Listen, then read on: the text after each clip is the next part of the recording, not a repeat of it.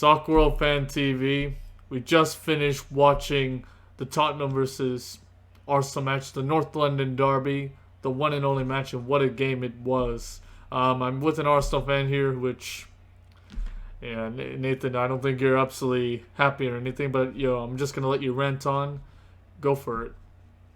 Nah, like I'm so upset that yes, Arsenal they tried hard in this game, but and they weren't able to do well. But to see Tottenham doing as well as they are right now, as an Arsenal fan, that's just so annoying.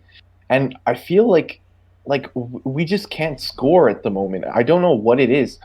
Like fair play to Jose Mourinho, he was able to assert his style of parking the bus and defending well, getting everyone behind the ball. But if you're put in that situation, you should have a player who's able to unlock that formation to kind of create something out of nothing. And if I look in that Arsenal team, we don't have anyone like that.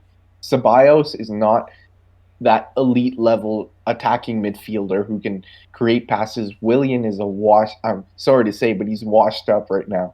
He's not at the level that I want him to be, and he should not even be in this team with the form that he has right now. Same thing with Aubameyang. Aubameyang cannot score a goal to save his life. Personally, I would play him in the Europa League to help him get a goal and get some confidence back, but there is no one in that team right now, maybe other than Gabriel, Tierney maybe, or Saka, that deserves to be in that starting lineup. It's just embarrassing that we're not able to do anything. Like this whole game, we how many times did we cross the ball? Did anyone win a header? No. And it's just really annoying. I hear you on that one. Of course, the first goal, I think you and I can admit that it was just a banger. I don't think anybody can really say much about that. Maybe Leno's positioning, but other than that, it was a banger, anyways. But of course, the second goal, I think you would be more mad about it. Of course, it was then Partey was eventually found out that he was injured during that sequence. But do you think you could have done anything better despite the Partey injury? You know what I think though? Like if how it happened was Bellerin was crossing a ball into the box to Aubameyang, which we ended up losing. But then you look like normally in soccer, if you have one fullback who's going and attacking, the other one is supposed to drop back and help out. If Tierney was there to help out Holding and Gabriel, I really don't think that Kane would have found the space that he had to score. The thing, like, when in soccer are you ever on a 2-on-4 situation, like four attackers on two defenders? You're almost guaranteed a goal at that point, and you can never let that happen. It's schoolboy defending. If one fullback runs up to join the attack, the other one should be helping to defend. Granit Xhaka, where is he? Someone who's supposed to be our central defensive midfielder alongside Thomas Partey. Why is he up front? There was no coverage at all today. And when you're losing a game, you 1-0, like keep in mind there's still the like so much time left to go on in the game. It Harry Kane scored pretty early on in it was late in the first half, right? Yeah, You yeah, still late have in the first 45 half. minutes to play, right? And if you're going to win a game, you should make sure you don't concede anymore. And yeah, I really don't understand what the game plan is there. And talking about Party as well, he was good at some point. Of course, he lost the ball, but it was down to, of course, he did have an injury and all that. But do you think that Arteta brought him back too quickly, considering he was injured at halftime? Yeah, way too early. Like he has the last game he played, I think, was in the Manchester United win, and that was what 3 weeks ago. For 3 weeks, he hasn't played a single minute of football, and to throw him back as starting in the North London derby where there's already so much added pressure, like I feel bad for him that he was played in this type of game. Because any mistake that you make, the fans are going to be on your back. And he did make a lot of mistakes today. So yeah, I don't know what Arteta was thinking. Maitland Niles has been playing well. Why didn't he get a shout? Joe Willock even was playing well. Why didn't he get a shout there? And talking about Arteta's record right now, it's not really looking good for him right now. During his tutelage as a manager, at the moment, he has one open play goal in 6 games, 6 losses in 11 Premier League matches, which is horrific record, especially potentially relegation form if it continues on like this.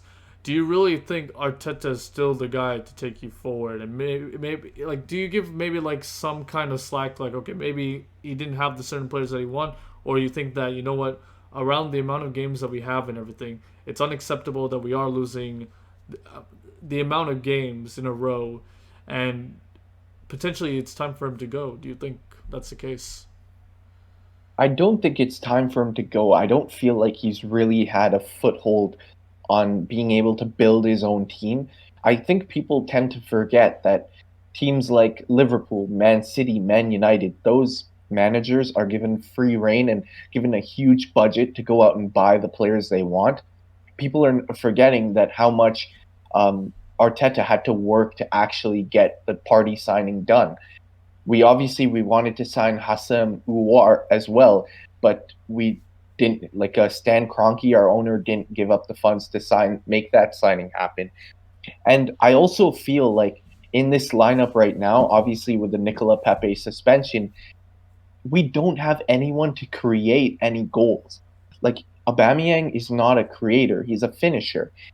And I think the Ozil situation is just really hanging over all of this because everyone knows that he could be the one to unlock these defenses and actually create something.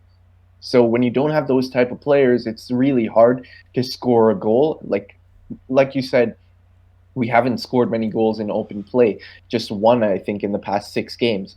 And that's because we have no creative midfielders in our lineup or creative players. Right. So Arteta's next couple of matches, I think right now any match is very difficult and everything. Do you think potentially it's time to maybe, because you have been doing well in the Europa League, give those players a chance and let some of the players right now that are lacking at the moment kind of sit back? I wouldn't necessarily say sit back. I would play Aubameyang in the Europa League this week. Yes, we've won all our games. We're at the top of the table. Put him in this kind of game. Let him score a goal or have the chance to score a goal. That only boosts your confidence. This is the longest streak that Aubameyang has gone without scoring a goal from open play in his entire career. So, and everyone knows when he was playing in Dortmund, he went through a spell like this, and as soon as he scored one, he scored so many in the next following games. So it's just about getting his confidence back.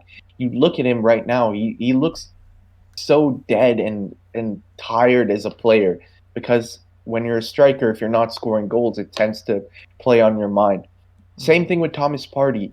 Why are you playing him in the Premier League? Ease him into the lineup slowly, get him back to full match fitness, play him in that Europa League game. Um, yes, I in the Europa League also I thought Eddie Nketiah played really well. Reece Nelson, like maybe those players need to start. I would have played Reece Nelson today instead of William. So Um, kind of backtrack a little bit as well. We seen the duel between Harry Kane and of course Granit Xhaka, which was a bit of a scrap, but of course you know in a derby game it does happen and all that. But do you think that Kane went down quite quickly as well at times, and with Xhaka as well? Do you think he's quite um, you know he was doing it quite in a frequent way? It wasn't. It was carded as well. It shouldn't have been carded a bit sooner. yeah, so Shaka is that type of player who makes a lot of silly challenges, and like this game, obviously he got away with a few, but at the same time, I thought Harry Kane went down way too easily on some of the challenges.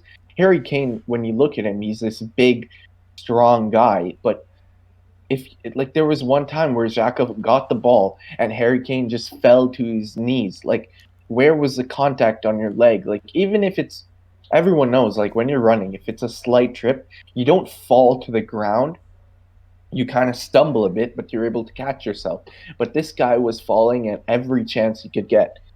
And same thing about Jaka. Like, yeah, he made a bunch of bad challenges, but at the same time, so did Emil Hoiberg as well. I thought even he should have gotten a yellow card for some of the challenges that he made. I think it's just a derby day. Like, people tend to pick up on some challenges players make a lot more than they do in the normal game week. But yeah, I for me, Harry Kane needs to start. standing up a bit more. Fair enough. Fair enough. What would it take? The final thing I want to say is, what would it take for you to say that this can't continue? Arteta's maybe not the right guy. What at what point would it take you to say that's not the right guy to take over and get the job done? I'd say like in our games we've had, like we haven't had the like our fixtures are really tough. We've played against Aston Villa, they beat us. We played against Man United, they beat us.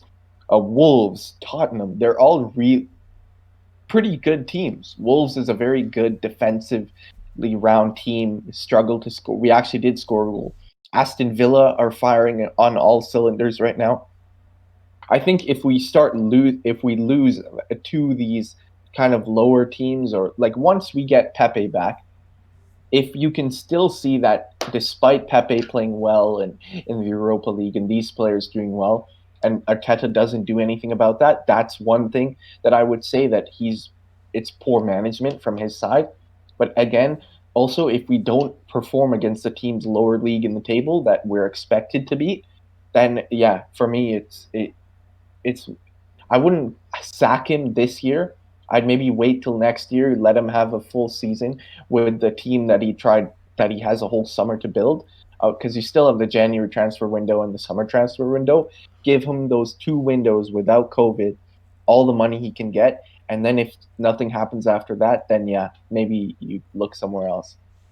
All right. Well, once again, thank you so much for that calm analysis and everything. I know a lot of Arsenal fans would be absolutely frustrated, enthralled, but you gave a pretty calm analysis of the situation, a great insight for the situation as well. So, guys, if you absolutely love his opinion on how this game went and everything, please give this video a like and please share this video if you can. And of course, subscribe to the Soccerworld channel. You know, we've seen one of our videos have absolutely popped off with 200 views with 38 subscribers. That is amazing. However, that's 200 subscribers that we could have had from that moment. So if you are really interested in this content, you want to see more, please, if anything, subscribe to the channel and we'll definitely give you the best content out there. Thank you so much, Nathan, for talking about the game and hope to see you too soon, yeah? Yeah, of course, everyone sub to Soccer World Fan TV. Yeah, like always, y'all take care and peace.